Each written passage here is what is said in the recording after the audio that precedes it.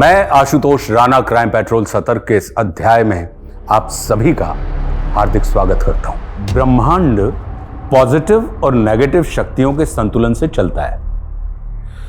वैसे ही इंसान की प्रकृति भी होती है। एक तरफ जहां उसके अंदर दया, करुणा, क्षमा के भाव होते हैं, वहीं दूसरी ओर उसके अंदर क्रोध, द्वेष और क्रूरता के भाव भी होते हैं। इन दोनों भावों का संतुलन ही इंसान को संतुलित रखता है। लेकिन जब यह संतुलन परिस्थिति या महत्वाकांक्षा के कारण बिगड़ता है, तब मनुष्य हिंसक और क्रूर हो जाता है। और एक बार जब मनुष्य हिंसा की राह पर निकल पड़ता है, तो क्रूरता की कोई सीमा नहीं होती। हमारी आज की कहानी ऐसी ही है।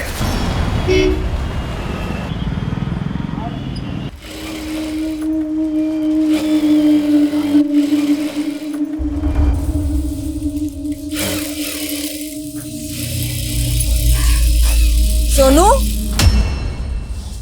सोनू, भाभी सोनू को देखा क्या? ये लड़का भी ना। सोनू,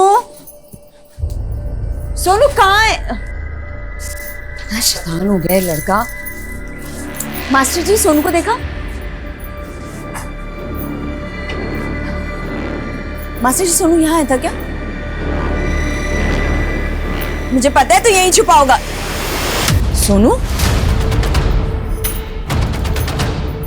चंदन भैया सोनू को देखा क्या? कहाँ चला गया ये लड़का? सोनू, सोनू, सोनू, सोनू, सोनू, कहाँ चला गया ये लड़का? सोनू,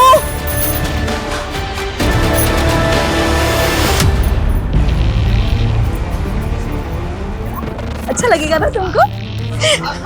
सोनू, ये क्या हो रहा है? हाँ, क्या हो रहा है? मुझसे बिना पूछे क्यों चले?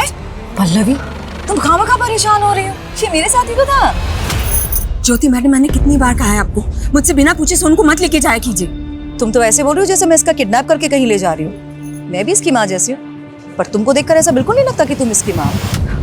अगर तुम इसकी परवरिश नहीं कर सकती तो सोनू को मुझे दे दो, मैं इसकी अच्छे से परवरिश करूँगी।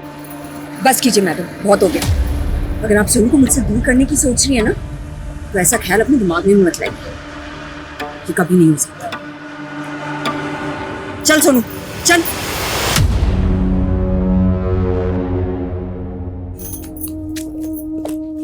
अरे छोड़ इसको, चल अंदर। तू भी ना। अरे सोनू, वहां नहीं, हरी काका के जाना। चल, शैतानी मत करो।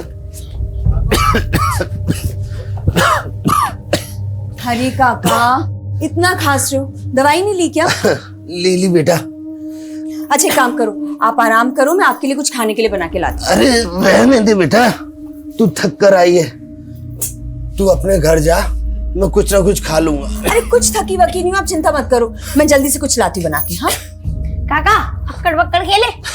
हाँ बेटा। देखिए, मैं जनता का सेवक हूँ और हमेशा उसकी सेवा में तत्पर रहता हूँ, लेकिन मेरे खिलाफ कुछ अराजक तत्व मुझे बदनाम करने की कोशिश कर रहे हैं, मेरा नाम खराब कर रहे हैं। नेताजी, ये जो एवन बिल्डर्स ने टेंडर में 100 करोड़ का घपला किया है, उसमें भी आप ही का हाथ बताया जा रहा है। वही तो मैं आपको बता रहा हूँ कि इसमें मेरा कोई इन्वॉल्वमेंट नहीं है। लेकिन वो कंस्ट्रक्शन कंपनी, वो भी आप ही की है। पहले फैक्ट्स चेक करिए, फिर सवाल पूछिए, और हाँ, किसी भी तरह की झूठी अफवाहों से बचिए। और मृणाल एंटरप्राइजेस, उससे भी तो जुड़े हैं आप, वो भी तो एवन बिल्डर्स का 60% ऑन करती है। ये सब झूठ है, सब बकवास है। इजाजत दीजिए। धन्यवाद। लेकिन मेरे पास सबूत है। सर एक सवाल सर। लेकिन सच से पर्दा उठाकर रहूंगा।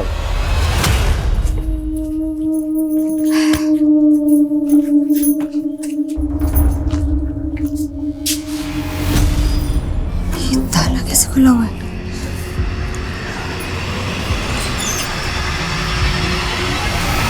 अरे आइए आइए, आप ही का तो इंतजार था। आनंद, तुम अंदर कैसे आए? डुप्लीकेट चाबी बनवा ली तेरे घर की, पर तेरे जज्बात तो अभी भी ताले में बंद है, उमड़ते ही नहीं है। और देख देख तेरा बेटा सोनू मुझे कितना पसंद करता है। क्यों बेटा सोनू? हाँ अंकल। शाबाश। चुप, कब खबरदार सोनू, अगर इसकी बातों में आया तो। पर तुझे मेरी बातें इतनी नापसंद क्यों है? मैं तो हमेशा से तेरे लिए हाजिर हूं ना, समझती क्यों नहीं है मेरी? अपनी हाथ में रहो आनंद।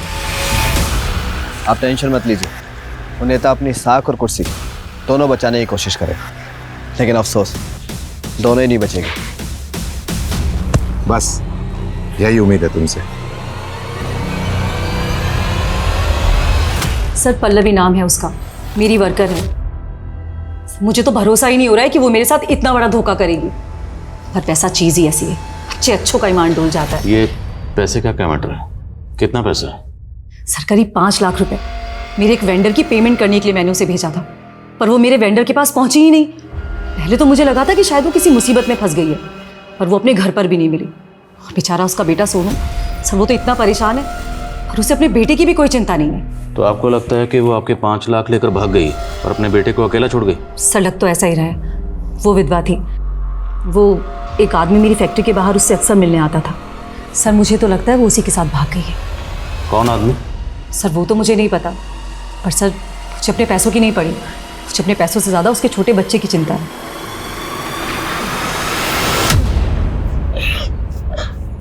सोनू बेटा, मैं हूं ना, तू घबरा मत, तेरी माँ आ जाएगी।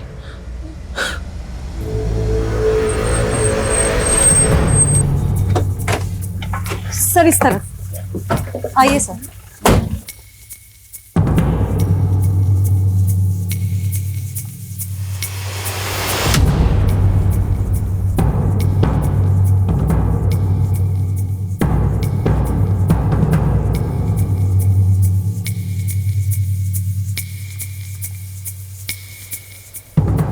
सुनो बेटा, डर मत। एक तो इसकी माँ को चोरी का झूठा इल्जाम लगा दिया और बेटे पे हमदर्दी दिखा रही है। जो कुछ भी हुआ उसमें सोनू का क्या दोष है? दोष इसका नहीं, दोष तेरा है।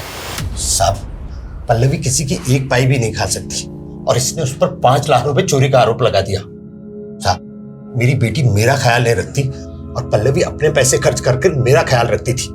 भला ऐसा इंसान चोर हो सकता है क्या?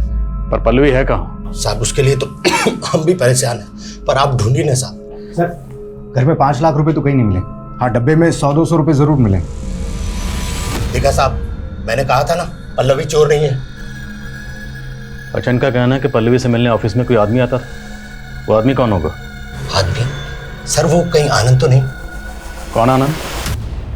सर उसकी पल्लवी पे बुरी नजर थी, वो उसके पीछे हाथ धो के पड़ा हुआ था।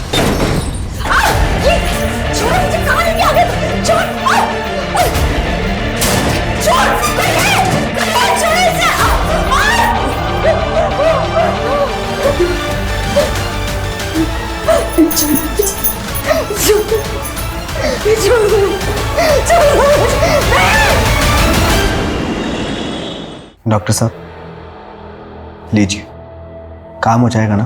देखो, फिलहाल के लिए तो मैं इनका इलाज शुरू कर रही हूँ, लेकिन इनके ट्रीटमेंट में भी और पैसे लगेंगे। मैं अरेंज करता हूँ।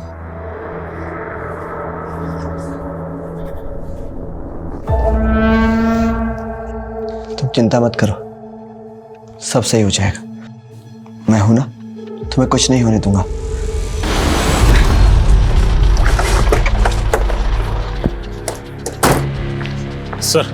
Sir Pallavi call record.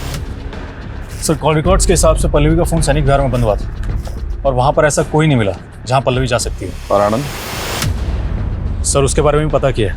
दरअसल आनंद का एक भाई था जिसकी शादी पल्लवी के साथ होने वाली थी, लेकिन किसी वजह से वो शादी नहीं हो पाई। फिर पल्लवी ने किसी और से शादी कर ली थी। तो पल्लवी का हस्बैंड तो मर चुका है। हाँ सर, इसीलिए बिन पति की औरत को परेशान कर रहा था आनंद। ये आनंद वही है क्या जिसके बारे में ज्योति ने बताया था, जो पल्लवी को उसके ऑफिस के बाहर मिलने आया था? सर मैंने आनंद का फोटो दिखाया था ज्योति को, लेकिन ये आनंद वो बंदा नहीं है जिसके बारे में ज्योति ने हमें बताया था। पता करो वो आदमी कौन था और आनंद को थाने बुलाओ। सर, मेरी पल्लवी पर कोई बुरी नजर नहीं थी सर। मैं तो बस यूं ही उसका हालचाल पूछने चला जाया करता था। तुझे पल्लवी की इतनी फिक्र है तो तू जानता होगा पल्लवी अभी कहाँ है? नहीं सर, वो तो मुझे मालूम नहीं है सर। पर हमें मालूम है। तो अक्सर पल्लवी के घर जाता था और किस नीयत से जाता था ये भी पता है हमें। तो ये भी पता है कि पल्लवी की शादी तेरे भाई से होने वाली थी। वो क्या कहानी? सर कोई कहानी नहीं है सर। पल्लवी और मेरे भाई की शादी नहीं हो पाई तो पल्लवी ने किसी और से शादी कर ली थी सर। और कुछ दिनों बाद उसका पति मर गया तो सर मैंने बस इंसानियत के नाते उसकी मदद करने का सोचा, तो बस उसकी खैर खबर लेने पहुंच जाया करता था सर। तेरी खैर खबर हम लेके जा इसको। सर लेके जा। सर सुनिए सर उस हरी के चक्कर में आप मुझ पर शक क्यों कर रहे हैं सर? आप उस बुढ़े हरी से पूछिए कि वो पल्लवी उसके घर दिन भर क्यों पड़ी रहती थी, उन दोनों के बीच में क्या रिश्ता है सर? लेके जा इसको। सर मैं सच कह रहा हूँ सर। हाँ यादव,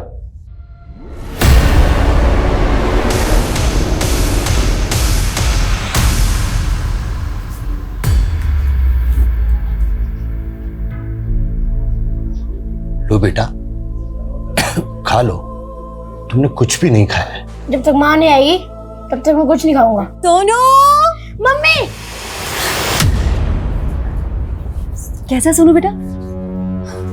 बेटा मुझे गलत मत समझना, मैंने तुम्हारी मम्मी पर चोरी का इल्जाम नहीं लगाया था। मैं तो खुद पुलिस के पास गई थी क्यों तुम्हारी मम्मी को ढूंढे।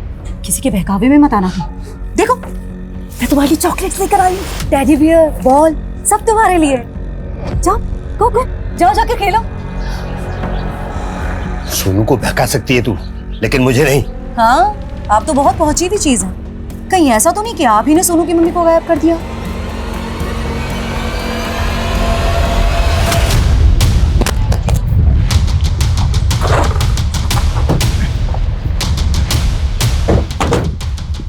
जैन सर। जय। सर पल्लवी का फोन इसी इलाके में बंद हुआ था और यहीं इसकी लाश मिली है।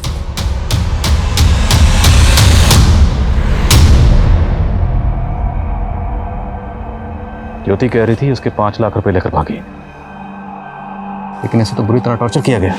क्या ये सब उस वेंडर ने की जिसके पास ये ज्योति के 5 लाख रुपए लेकर गई थी? सर हमने उसकी इंक्वायरी की, लेकिन पल्लवी वहां पर नहीं गई थी। तो क्या ज्योति झूठ बोल रही है?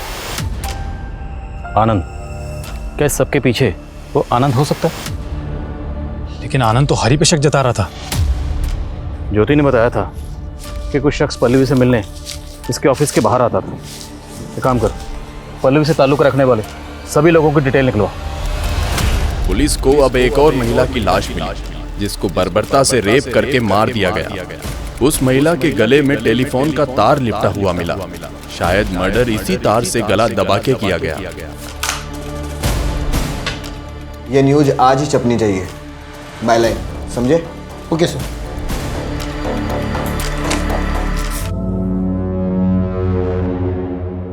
आंटी मतलब काका झूठ बोल रहे हैं ना, मेरी माँ वापस आएगी। काश तुम्हारी माँ वापस आ पाती बेटा। नहीं, वो वापस आएगी। आप सब लोग झूठ बोल रहे हो। नहीं बेटा, मेरी मम्मी वापस आएगी। विक्रम के साथ रेप हुआ है, बहुत बुरी तरह टॉर्चर करके। ये देखिए, टेलीफोन के केबल से गला घोटकर मारा गया। पुलिस की पल्लवी को ढूंढने की मुहिम को तब एक और गहरा आघात पहुंचता है जब उन्हें उसकी लाश मिलती है।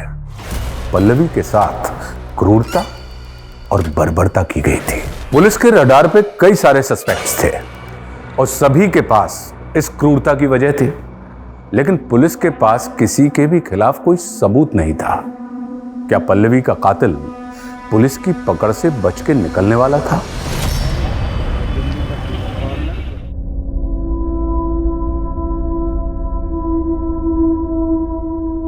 सिंपल। अगर हम प्रेजेंट टेंस पे ज्यादा फोकस करेंगे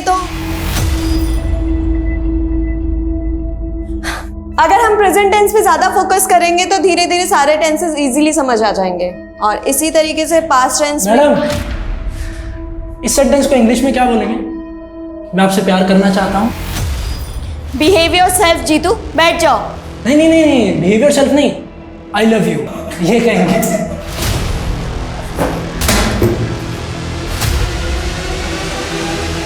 सर मैं पल्लवी के सीडीआर में मौजूद कुछ नंबर्स की डिटेल्स निकाल रहा था, उसमें सर्वेश का नंबर मिला है। सर मैंने इस सर्वेश का फोटो ज्योति को भी दिखाया। ये वही है जो पल्लवी से फैक्ट्री के बाहर आके मिला करता था। सर मैंने मालूम किया है, पल्लवी का पति सर्वेश की फैक्ट्री में सुपरवाइजर था, जहां 2 साल पहले एक हादसे की वजह से कुछ वर्कर्स की मौत हो गई थी। और सर्वेश को लगता था कि यह हादसा पल्लवी के पति की वजह से हुआ है और सर्वेश को काफ़ी पैसा देना पड़ा था सेटलमेंट करने के लिए, और इसकी भरपाई सर्वेश पल्लवी के पति से करना चाहता था, लेकिन पल्लवी का पति गुजर चुका था।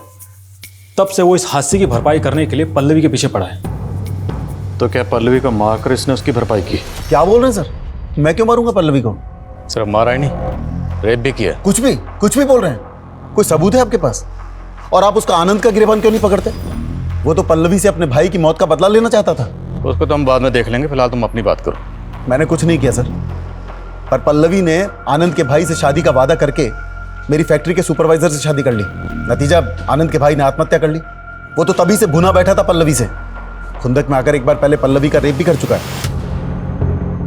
तुम्हें कैसे पता? पल्लवी ने खुद बताया सर मुझे, पर कभी इज्जत के डर से पुलिस के पास नहीं गई।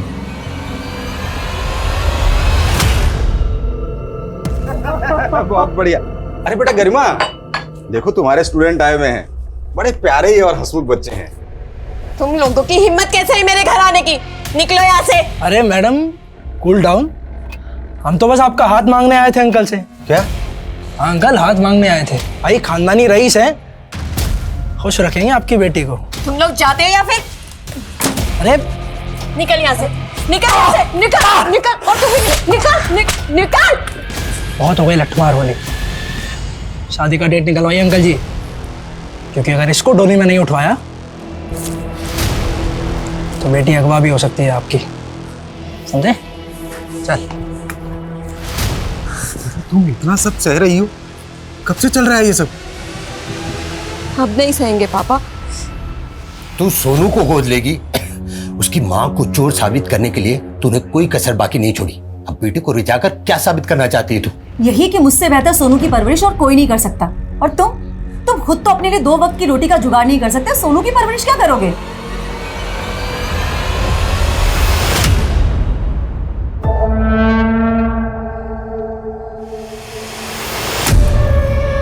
क्या हुआ? कुछ हुआ? नहीं। देखिए, ना आप हमें इस इंस्टीट्यूट से निकलवा पाएंगे और ना हम आपको अपने दिल से।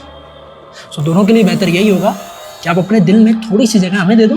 तुम समझते क्या हो अपने आप को? हाँ, मैं तुम दोनों की पुलिस में कंप्लेन करूंगी।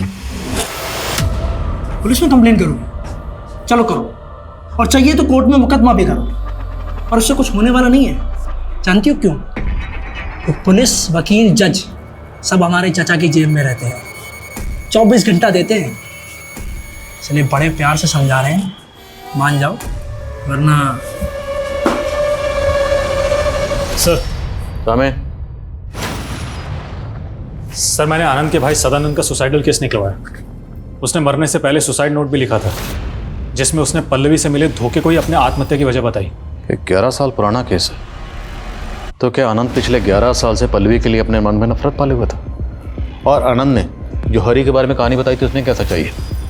सर, पल्लवी का हरी के घर काफ़ी आना जाना तो था, लेकिन किसी भी पड़ोसी ने हरी के बारे में ऐसा कुछ भी नहीं बताया। पर हाँ सर, आनंद के बारे में सबकी राय एक ही है, और पल्लवी के बेटे के बयान से भी यही लगता है कि आनंद पल्लवी के साथ में बहुत बदसलूकी करता था। सब मैंने पल्लवी का कभी रेप नहीं किया, मैं तो उसकी बहुत इज्जत करता था साहब। इज्जत करता था? जिसकी वजह से तुम्हारे भाई ने सुसाइड किया तो उसकी इज्जत करता था? तो उसकी इज्जत नहीं करता था, बल्कि उसके घर जाकर उसकी इज्जत के साथ खिलवाड़ करता था, उसे मजबूर करके, और बाद में से मार दिया। नहीं साहब, मैंने उसको नहीं मारा, तो मैं सच कह रहा हूँ। हरी आपसे मिलने आया है। साहब, पल्लवी की मालकिन साहब वो सोनू को बहला फुसला कर अपने साथ ले गई। पहले तो सोनू की माँ पर चोरी का इल्जाम लगा दिया, और अब सोनू की माँ बनने की कोशिश कर रही है ताकि कोई उस पर शक ना करे। सोनू की माँ? जी साहब, जब पल्लवी थी तब भी वो सोनू को गोद लेना चाहती थी, पर पल्लवी ने साफ मना कर दिया। साहब, मुझे तो ऐसा लग रहा है कि सोनू को हासिल करने के लिए ज्योति ने ही पल्लवी को मरवा दिया। सोनू यहाँ है? जी। कहाँ है? अंदर? जी सर लेकिन बेटे, तू ठीक कर ना। बच्ची को अंदर लेके दो। ये सब क्या है? एक तरफ तुम पल्लवी पर चोरी का इल्जाम लगाती हो, और दूसरी तरफ उसके बच्चे को अपने साथ ले आई। सर, वो अपनी मर्जी से मेरे साथ यहाँ पर है।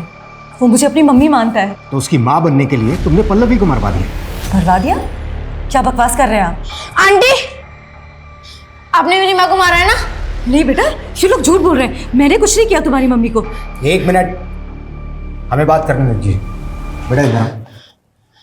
सोनू बेटा, सच सच बताओ, तुम अपनी मर्जी से यहाँ पर आए या ये आंटी तुम्हें जबरदस्ती लेकर आई? मैंने इसके साथ कोई जबरदस्ती नहीं की है, ये अपनी मर्जी से यहाँ पर है। शो बच्चे के दिल में मेरे खिलाफ जहर भर रहे हैं आप। मुझे नहीं रहना आपके साथ। सुनो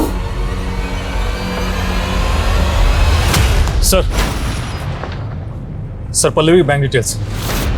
सर ज्योति ने बोला था कि उसने पल्लवी को 5 लाख रुपए दिए थे, इसलिए मैंने पल्लवी का अकाउंट चेक किया। सर इसमें 5 लाख रुपए कैश जमा होने का कोई ट्रांजैक्शन नहीं मिला है, लेकिन पल्लवी के अकाउंट से अक्सर सर्वेश को पैसा ट्रांसफर हो रहा था। पल्लवी सर्वेश को किस बात के पैसे दे रही है? सर ये तो अभी तक नहीं पता चला है। उसके घर की तलाशी लेते हैं, शायद वहां कुछ मिले। सर ज्योति को ले आए। सर मेरी बेटी। क्या हुआ आपकी बेटी को? सर मेरी बेटी को उन लड़कों ने गायब कर दिया है। कौन लड़के? वो मेरी बेटी के स्टूडेंट है साहब। गरिमा पर गंदी नजर थी उनकी। सुबह से गरिमा का पता नहीं चल रहा। पक्का उन लड़कों ने कुछ किया है साहब। घबराइए मत, मिल जाएगी आपकी बेटी। सर इनके साथ जाओ, जरा पता करो इनकी बेटी का। सर जाइए इनके साथ। ठीक है सर, थैंक यू। आइए। सर आप बोल रहे थे कि पल्लवी का रेप हुआ, आपको क्या लगता है मैंने उसका रेप किया है? मैं उसका रेप कैसे कर सकती हूँ? रेप किसी से करवाए तो जा सकता। दिमाग खराब हो गया है आपका। मैंने एक बिन माँ के बच्चे से प्यार कर लिया तो आप मुझे उसकी माँ का कातिल समझ रहे हैं? और तो और आपकी वजह से सोनू भी मुझसे। सब प्लीज मैं आपसे रिक्वेस्ट करती हूँ, एक अनाथ बच्चे से उसकी दूसरी माँ मत छीनिए। ओ मैडम, अब ये बताइए किसी और के बच्चे की माँ बनने में आपको इतनी दिलचस्पी क्यों है? आप कभी मेरा दर्द नहीं समझेंगे। तो समझाइए अपना दर्द। जब मैं प्रेग्नेंट थी तो एक एक्सीडेंट में मेरा मिसकैरेज हो गया। डॉक्टर ने कहा कि मैं फिर कभी मां नहीं बन पाऊंगी, और इस वजह से मेरे पति ने मुझे डिवोर्स दे दिया। सच में सर, सोनू में मुझे अपने बच्चे की झलक दिखाई देती है। प्लीज मेरी ममता पर शक मत कीजिए, मुझे उससे दूर मत कीजिए प्लीज।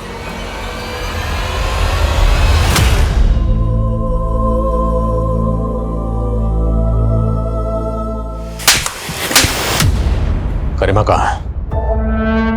दिल में। करो इसके दिल का ऑपरेशन। जब तक ना बताए उधर उसको। सर देखो, तुम जान नहीं रहे हो हमारे चाचा कौन है।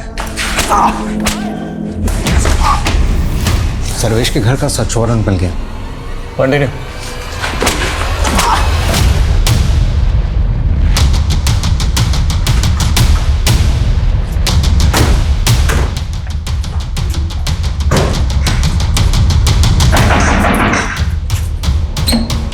अरे सर सब जगह चेक करो। सर आप अपना समय जगह चेक करो। सर मैं बिल्कुल सीधा साधा आदमी हूं सर। आप अपना समय खराब कर रहे हैं सर यहाँ।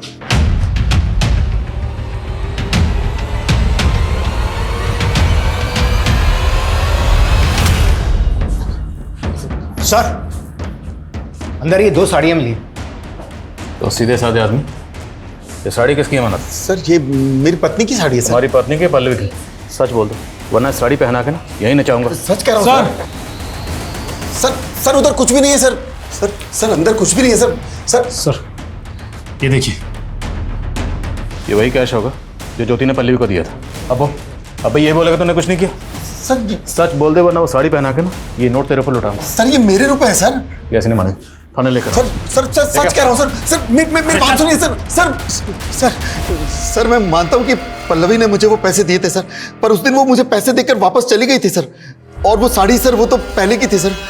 पल्लवी मुझसे कभी कभी मिलने आती थी सर। मिलने आती थी या मजबूर करते थे उसे आने के लिए, नोचने के लिए?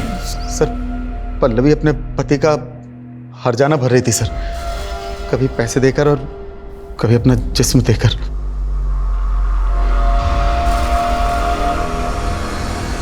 सर उस दिन वो 5 लाख रुपए देकर हिसाब चुकता करके चली गई थी सर। और तूने उसकी जिंदगी का हिसाब चुकता कर दिया, उसे मार कर। नहीं सर, विश्वास कीजिए सर, उस दिन वो पैसे देकर वापस चली गई थी सर। वापस जब तक सच ना बोले तोड़ते रहो। सर ये कोर्ट के ऑर्डर है।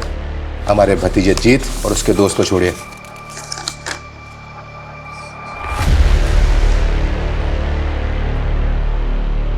और हाँ इंस्पेक्टर, अगला ऑर्डर तुम्हारे ट्रांसफर का। चलिए वकील साहब। एक ओर जहां पुलिस पल्लवी के कातिल को पकड़ने में संघर्ष कर रही थी, तो वहीं दूसरी ओर किसी ने गरिमा को बंदी बना के रखा हुआ था।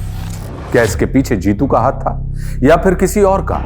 अगर कोई और था तो क्या उसका पल्लवी की हत्या में भी कोई हाथ था, या फिर मसला कुछ और ही था? मम्मी नीचे आओ ना नीचे, क्या कर रही हो? अरे विभू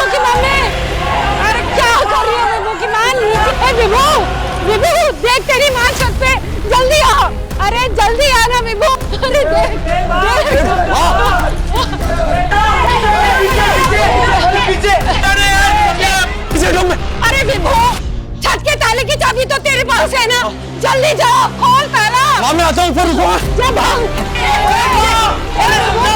जल्दी आओ।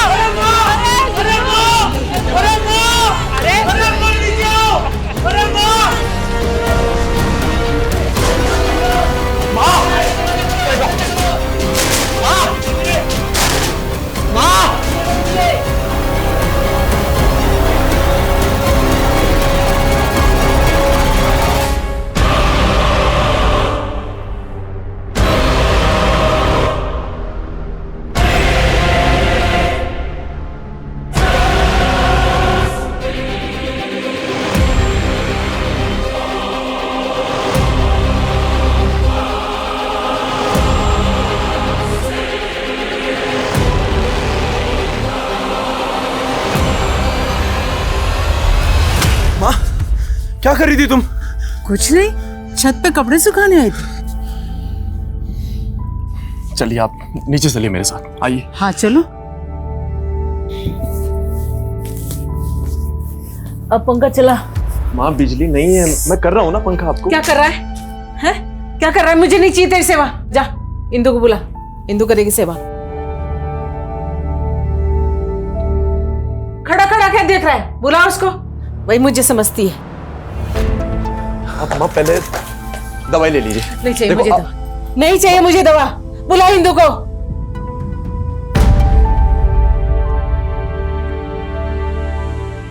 बुलाना इंदु को। माँ बुला रहा हूँ, बुला इंदु को। आप शांत हो जाइए, मैं बुला रहा हूँ।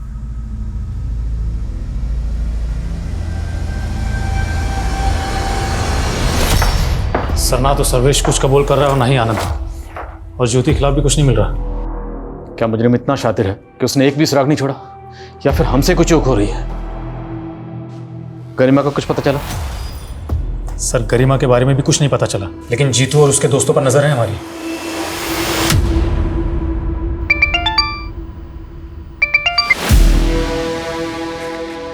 क्या सर? आदिल खान, ड्यूटी पे सोने लगे आजकल तुम? क्या हुआ सर?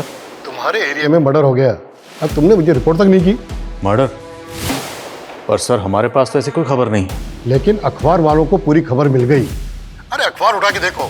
क्या पुलिस वाले इतने कमजोर हो गए कि हमारे इलाके में होने वाले अपराधों की खबर अब हमें न्यूज से मिलेगी?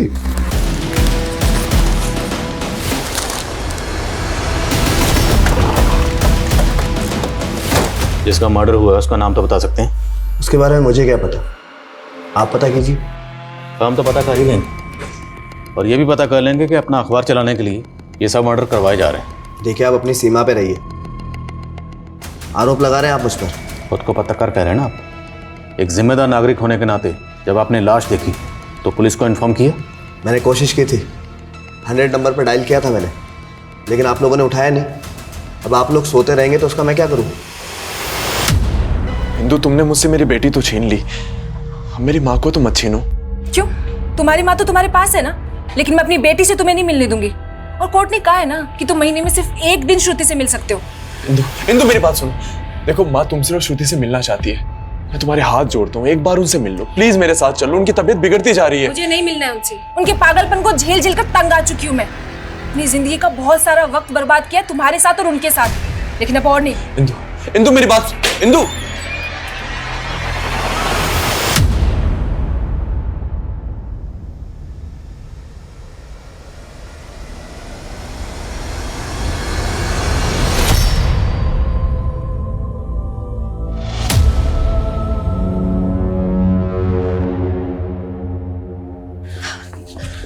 सोनू, बेटा ऐसे मुझसे रूठ मत।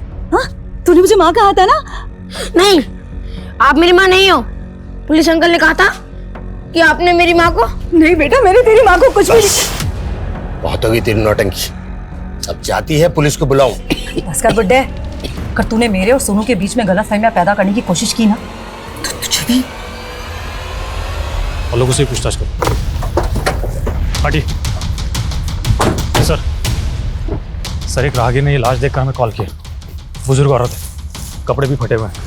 इंदु, इंदु आप क्या करने आए हो यहाँ? माँ कहीं मिल नहीं रही, पता नहीं कहाँ चली गई। लेकिन उनकी बीमारी भी यही थी ना कि वो कभी भी कहीं भी चली जाती है। वो तुमसे मिलना चाहती थी, मुझे लगा यहाँ आई होगी। देखो वो यहाँ नहीं आई है और यहाँ बार बार आकर मुझे परेशान करना बंद करो। इंदु मेरी बात समझ नहीं। इंदु! आपकी माँ की बॉडी हमें आपके घर से तकरीबन 25 किलोमीटर दूर एक सुनसान जगह पर मिली। आप बता सकते हैं आपकी माँ ऐसी जगह पर क्या करने गई होंगी? नहीं पता सर, मेरी माँ की दिमागी हालत ठीक नहीं थी। मुझे हमेशा डर लगा रहता था कि वो कहीं बाहर ना चली जाए। अब देखिए सर, किसी ने मेरी माँ को। ये पल्लवी, इसे भी बिल्कुल आपकी माँ की तरह मारा गया। क्या आप इसे जानते हैं या कभी आपने अपनी माँ के साथ इसे देखा? नहीं सर, मैं नहीं जानता इन्हें। ठीक है, कुछ फॉर्मेलिटीज हैं, उसके बाद आपकी माँ की बॉडी आपको सौंपी जाएगी। सर ये पेपर देखिए, इस पेपर में पल्लवी की हत्या का भी आर्टिकल छपा था। और गौर करने वाली बात यह है कि आर्टिकल उसी सुबह छपा था जब हम पहली बार क्राइम सीन पे गए थे। मतलब पल्लवी के मर्डर से पहले ही किसी ने पल्लवी के मर्डर की रिपोर्ट छाप दी? हाँ सर, और सर ऐसा ही एक आर्टिकल विभू की माँ की लाश के मिलने से पहले का है। मतलब कोई तो है जो ये इन्फॉर्मेशन हमसे पहले उस जर्नलिस्ट को दे रहा है। उठा इस जर्नलिस्ट को। सर देखिए, आप लोग एक जर्नलिस्ट के साथ में इस तरह का बर्ताव नहीं कर सकते। आपको पता नहीं इसका अंजाम क्या होगा। फिलहाल तो आप अपने अंजाम के बारे में सोचिए। कहना क्या चाहते हैं आप? अभी हम कुछ नहीं कहेंगे, अभी जो भी कहना सुनना है वो आप कहोगे। बताइए, आपको इन मर्डर्स की तफसील कहाँ से मिलती है? ऐसी तफसील जो हमारे रिकॉर्ड में भी नहीं है। अपने खबरियों से। और सर वैसे ही मैंने सच छापा है। सच से तो आप लोगों को कोई एतराज़ नहीं होना चाहिए ना? सच से तो एतराज़ आपको भी नहीं होना चाहिए। बताइए, अपने सोर्स का नाम बताइए। कोई भी अपने सोर्स की डिटेल शेयर नहीं करता है। क्या आप बताएंगे मुझे अपनी खबरियों की डिटेल? नहीं ना, तो फिर मैं कैसे बता सकता हूँ? बहुत लोगों के गायब होने की खबर छापी है ना आपने। याद रखना, अभी कोई दूसरा जर्नलिस्ट आपके गायब होने की खबर छापेगा।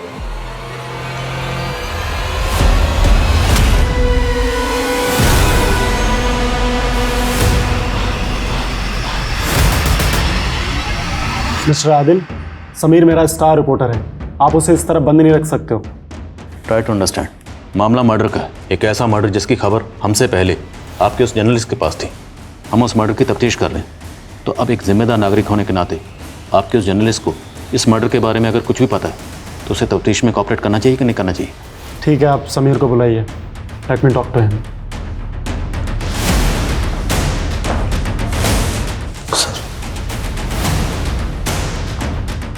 समीर, हमें इनके साथ कॉपरेट करना चाहिए, तो मैंने सच क्यों नहीं बता देते हो?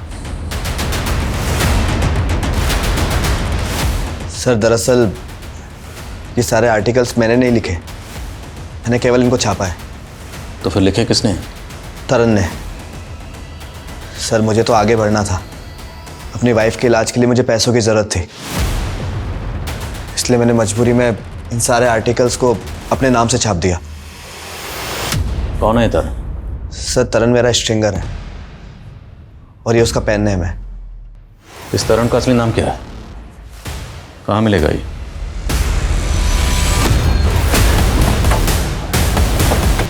सर यही वो घर है। रेस्टोरेंट? हाँ सर।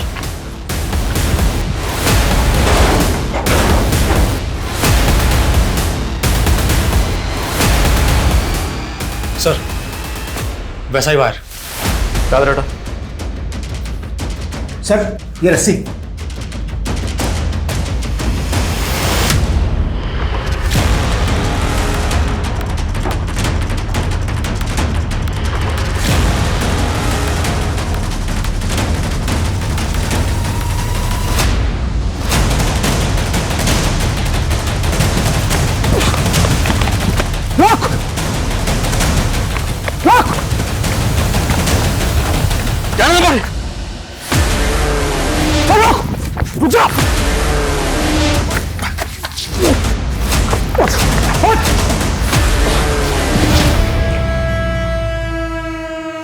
रोटी, कपड़ा, मकान और टाइपराइटर, बस इन्हीं सब में फंस के रह गया मैं। ना प्यार मिला, ना मोहब्बत, ना रिश्ते नाते, ये सब मेरे नसीब में नहीं थे। माँ पागल, बीवी अकड़ू, और इस सास बहू की चिक चिक में मेरी बेटी मुझसे छिन गई। मैं जल्ला गया था, ना नाम मिला ना शोहरत, बस एक सच्चा जर्नलिस्ट बन के रह गया मैं। अपने गुनाहों की खबर अखबार में छुपा कर खुद को सच्चा जर्नलिस्ट बोल रहा। और तेरी माँ जिसने तुझे जन्म दिया उसकी जहनी हालत ठीक नहीं थी, तो मार देगा उसको।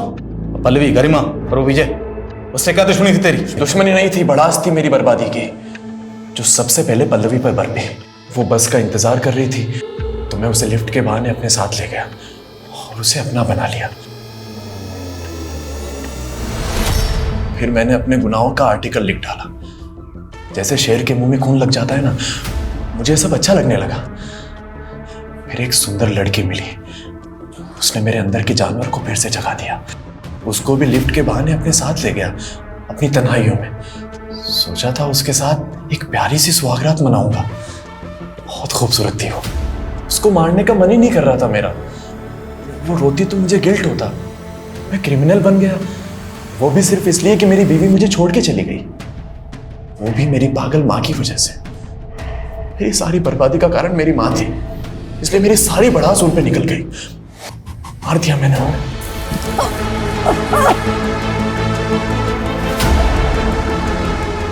सोचा था इस कत्ल को भी अतरंगी सुर्खियां दूंगा, मॉडस ऑपरेंडी से, ड्रामा से, लेकिन लाश डंप करते हुए किसी ने मुझे देख लिया था।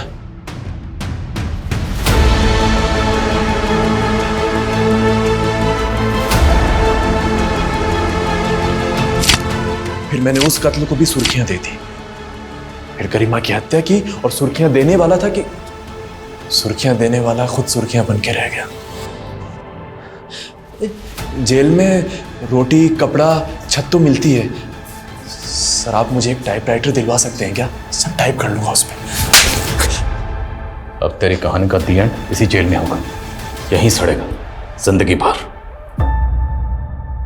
जीवन के संघर्ष की क्रूरता ने विभू जैसे नेक दिल आदमी के भीतर से दया, करुणा और क्षमा को खत्म कर दिया और उसके अंदर क्रोध, क्रूरता जैसी राक्षसी प्रवृत्तियों के बीज बो दिए थे, जिसने समय के साथ उसे इस हद तक क्रूर बना दिया था कि क्रूरता पे उसका कोई काबू नहीं रहा था। वो एक ऐसा दरिंदा बन गया था जिसने अपनी शांति के लिए एक नहीं बल्कि 3 जानें ले ली थी। एक तो खुद उसकी मां थी, वो तो समय रहते पुलिस ने विभू को पकड़ लिया, नहीं तो पता नहीं वो ना जाने कितनी हत्याओं को अंजाम देता। समस्याएं सबकी जिंदगी में होती हैं, कहीं ना कहीं कुछ ना कुछ नाकामी हम सबके जीवन में होती है, मगर हम सब इतने क्रूर तो नहीं हो जाते। सही और गलत इन 2 रास्तों का विकल्प हमेशा सबके पास होता है, मगर विभू ने जो रास्ता चुना था उसका परिणाम सिर्फ भयावह ही होता है। अब मैं आशुतोष राणा विदा लेता हूं आपसे। हम फिर मिलेंगे एक ऐसी ही कहानी के साथ जो आपको रखेगी सतर्क और जिंदगी को सुरक्षित। तब तक अपना और अपने परिवार का ख्याल रखिए और देखते रहिए क्राइम पेट्रोल सतर्क। जय हिंद।